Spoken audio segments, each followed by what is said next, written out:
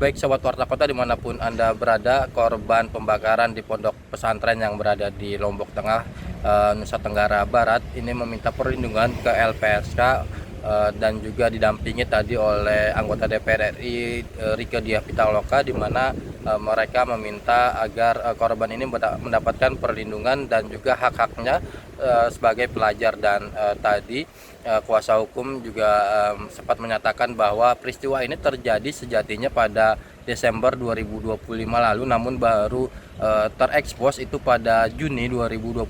Artinya selama kurun 6 bulan ini pihak pondok pesantren yang awalnya menjanjikan akan memberikan pengobatan secara penuh dan haknya bagi para korban diduga tidak terpenuhi, dan hingga akhirnya kasus ini pun mencuat ke publik dan sempat dilakukan rapat dengar pendapat di DPR RI pada Senin kemarin.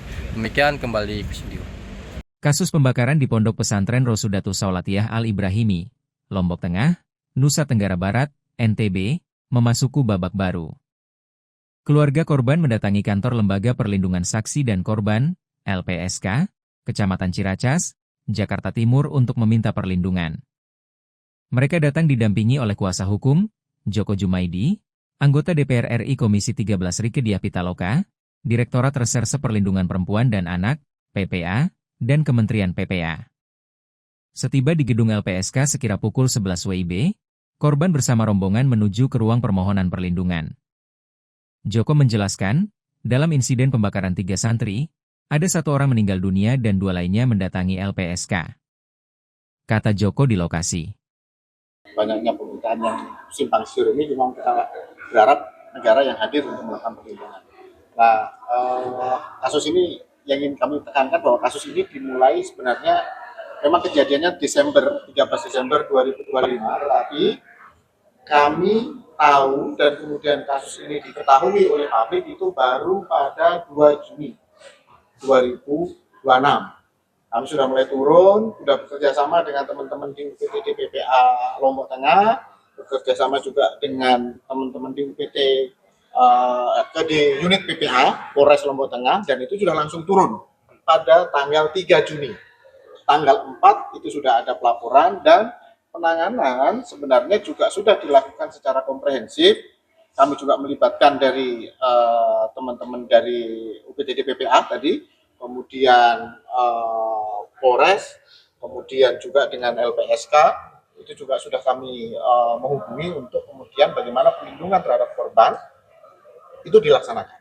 Dan komitmennya adalah bagaimana perlindungan itu terbaik untuk anak, sehingga memang di awal-awal kita tidak ada proses untuk mengekspos, karena memang kita melindungi privasi anak sebagaimana diatur di dalam Undang-Undang Sistem Peradilan Pidana Anak.